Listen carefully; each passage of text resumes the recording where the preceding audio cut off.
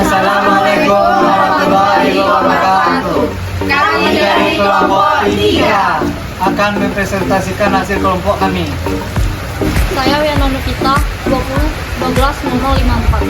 Saya Festiviandini 1912-0063. Saya Iqbal Parabi 1912-0064. Saya Rizky Putih Meira, 1912-0068. Saya Mutiara Rusia 1912-0075. Saya Dian Baisa Putri 1912-0078. Saya Marisa Yolanda 1912-0076.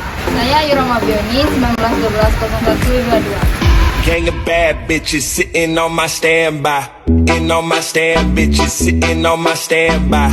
In on my stand, bitches sitting on my stand. Gang of bad, gang of bad, in on my standby. Manajemen maya atau manajemen virtual adalah pengawasan, kepemimpinan, dan pemeliharaan tim virtual. Kelompok kerja terbelakang yang jarang tidak pernah bertemu muka dengan muka. Seiring bertambahnya jumlah tim virtual yang diakibatkan oleh bangkitnya internet, globalisasi, outsourcing yang menghubungkan kebutuhan untuk mengelolanya juga telah berkembang.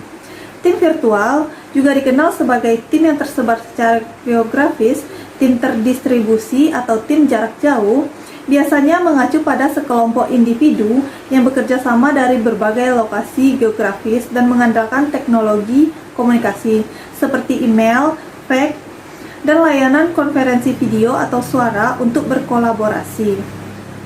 Istilah ini juga dapat merujuk pada kelompok atau tim yang bekerja sama secara asinkron atau lintas tingkat organisasi. Anggota tim virtual berkomunikasi secara elektronik dan mungkin tidak pernah bertemu tatap muka. Tim virtual dimungkinkan oleh perkembangan teknologi serat optik yang telah meningkatkan cakupan komunikasi offsite secara signifikan.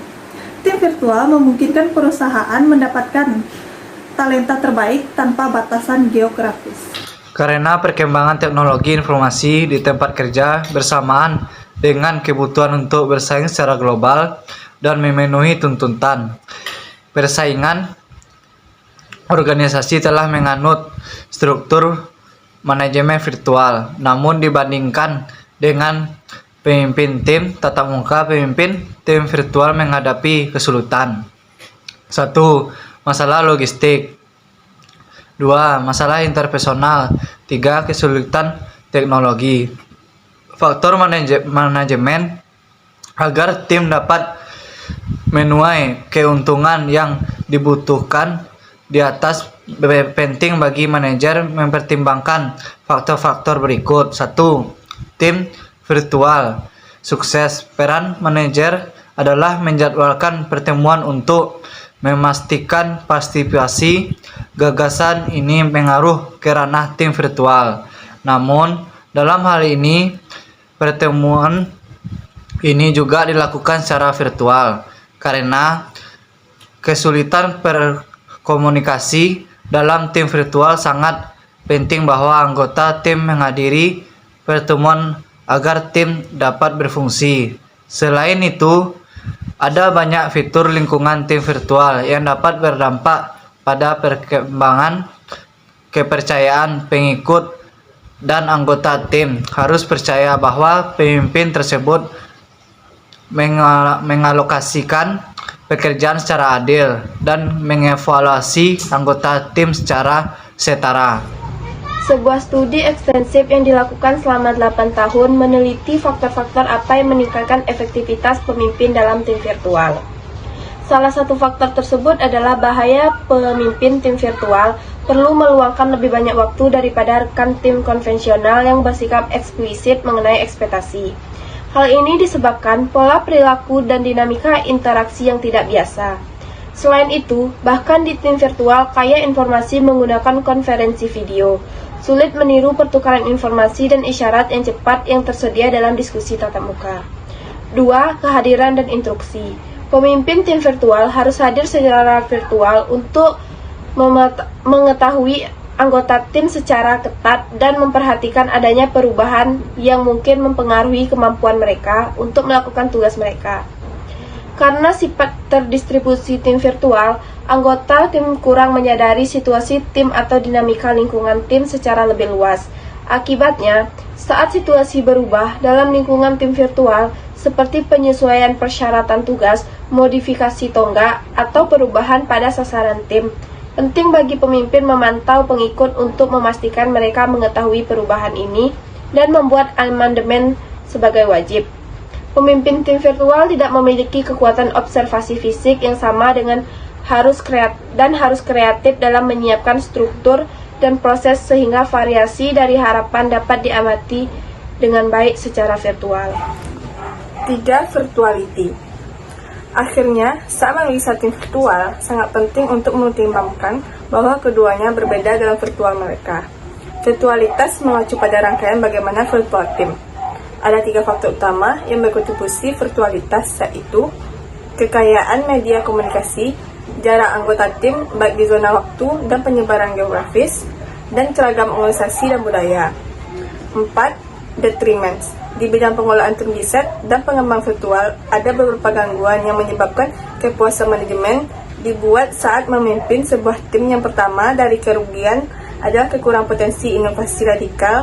Hal ini disebabkan oleh kekurangan afinitas dengan teknologi dan atau proses tertentu. Kelemahan kedua adalah sifat dari proyek yang mungkin perlu diubah bergantung bagaimana saling bergantung setiap langkah. Kemampuan tim virtual untuk menyelesaikan proyek dengan sukses bervariasi pada setiap langkah. Ketiga, berbagai pengetahuan yang diidentifikasi di atas sebagai unsur penting dalam mengolah tim virtual menjadi penting meski sulit. Menurut siklus hidup manajemen tim virtual mencakup 5 tahap. 1. Persiapan, 2. Meluncurkan, 3. Manajemen kinerja, 4. Pengembangan tim, 5. Bubarkan. 1. Persiapan. Tugas awal selama pelaksanaan tim adalah definisi tujuan umum tim bersamaan dengan penentuan tingkat virtualitas yang mungkin sesuai untuk mencapai tujuan tersebut.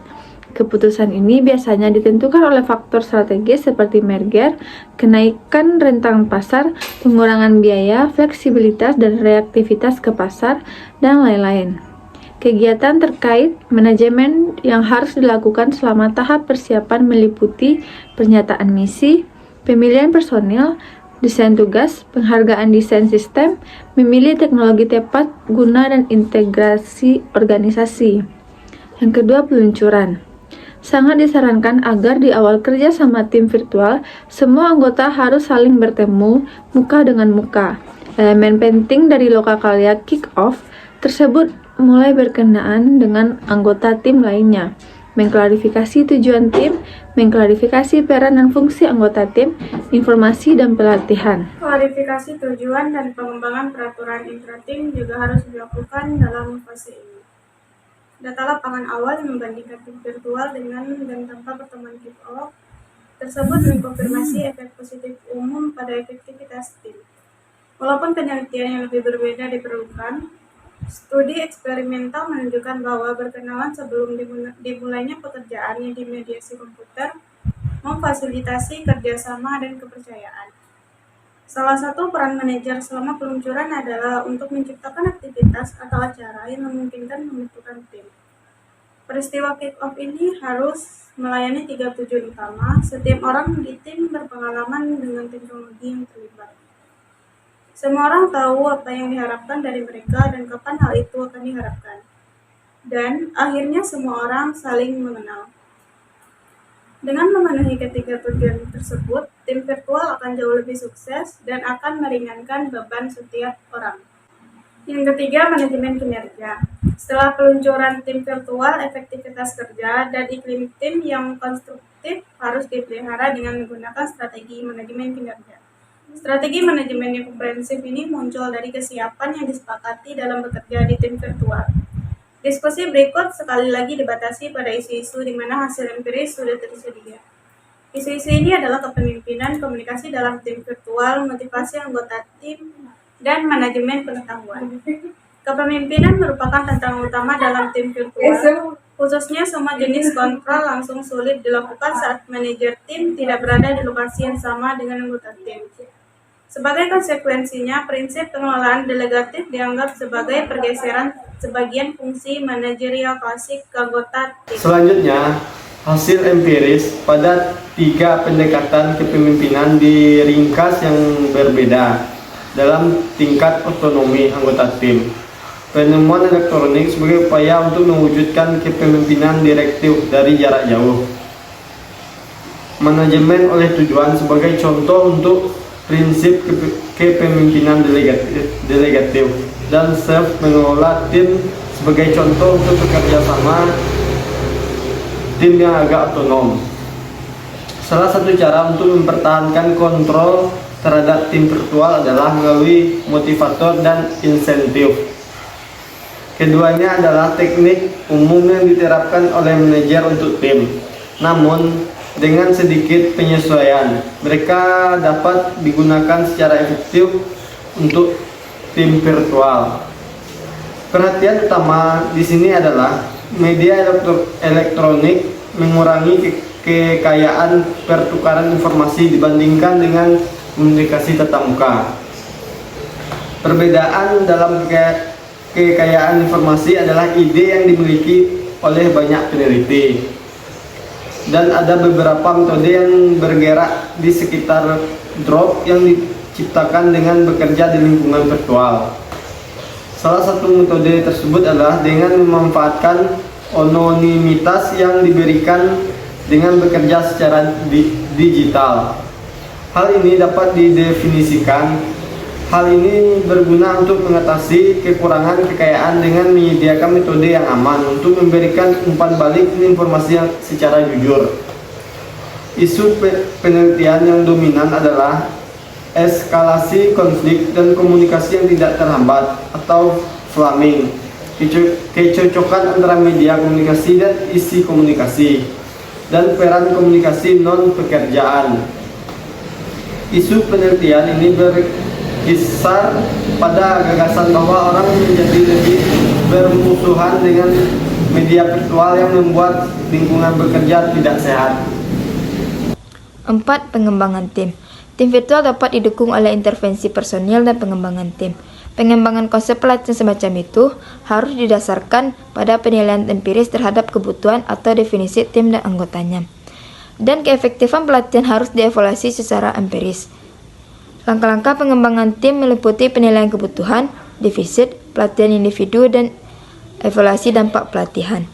Salah satu intervensi pembangunan tersebut adalah membuat tim virtual memfasilitasi diri sendiri. Biasanya, tim akan membawa fasilitator luar untuk memastikan bahwa tim menggunakan teknologi dengan tepat. Ini adalah metode pengembangan tim yang sangat mahal. Disbanding dan reintegrasi. Pembubaran tim virtual dan reintegrasi anggota tim merupakan isu penting yang telah terbengkalai tidak hanya secara empiris, namun juga sebagian besar pekerjaan konseptual pada tim virtual. Namun, terutama ketika tim proyek virtual hanya memiliki waktu hidup yang singkat dan segera melakukan reformasi dengan cepat, pembubaran yang hati-hati dan konstruktif diperlukan untuk mempertahankan motivasi dan kepuasan yang tinggi di antara para karyawan. Anggota tim proyek sementara mengantisipasi akhir kerja sama tim di masa yang akan datang, yang pada gilirannya membayangi interaksi dan hasil bersama. Tahap akhir pengembangan kelompok harus merupakan pelepasan emosional bertahap yang mencakup kesedihan tentang perpisahan dan setidaknya dalam kelompok yang berhasil sukacita dan kebanggaan atas prestasi tim. Sekian hasil presentasi kami. Apabila ada salah kata kami mohon maaf. Kami akhiri. Assalamualaikum warahmatullahi wabarakatuh. С праздником вас! С Днем Великой Победы! Ура!